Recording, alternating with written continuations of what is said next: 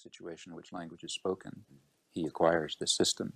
But it's more than a response to the stimuli of the person around him speaking? Well, the most obvious and sort of gross fact about language, which shows that, I think, is the innovative, creative character of it.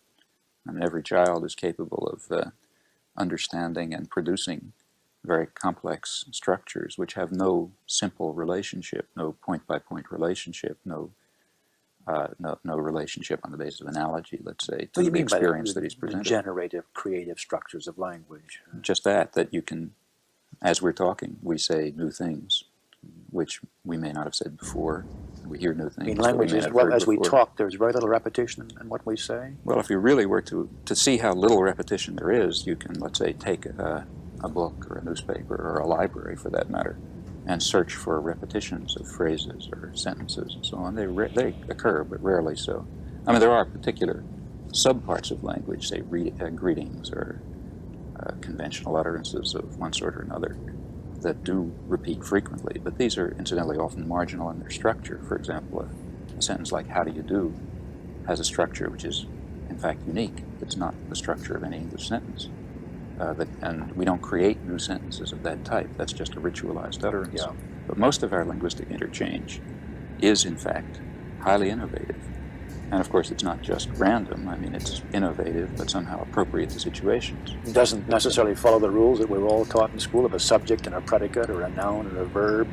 I mean, I would have the impression that somehow in my schooling I was taught to do what it is that I do now. Yeah, well, people have that impression, but the reason is that the actual rules of language, which certainly are not taught in school, because in fact nobody even knows them to this day, are totally unconscious. I mean, what you're taught in school is some relatively superficial set of generalizations about some of the products. Are they important? Was it important to know that? Oh, I think it'd be important to know it, but the point that has to be stressed is that, first of all, that everyone knows and speaks a language very fluently, a very rich language before it goes to school. And furthermore, even if you wanted to teach somebody the rules of language, you wouldn't be able to do it because the rules are largely unknown. We're just barely beginning to discover them.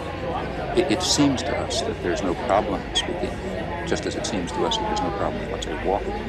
But if we were to try to design an automaton, let's say, that would walk or ride a bicycle or identify a person, for example, if you look at me from one point of view and I turn to this, you can still recognize me. That's not so easy to do. I mean, we can do it because we have some special unknown capacities for perceptual identification. Well, in the case of language, too, we have this whole totally unconscious set of intricate mechanisms. And something's built into the system? Well, I have no doubt that most of the richness of the structure of language is just the biological property of the organism. It can't be taught any more than you can be taught to have two arms and two legs. You've got no way that you can X-ray it or put your finger on it. At the moment, neurophysiology is not in a state where one can detect the physical structures that underlie linguistic use. I mean, only rather gross things are known. For example, it's known that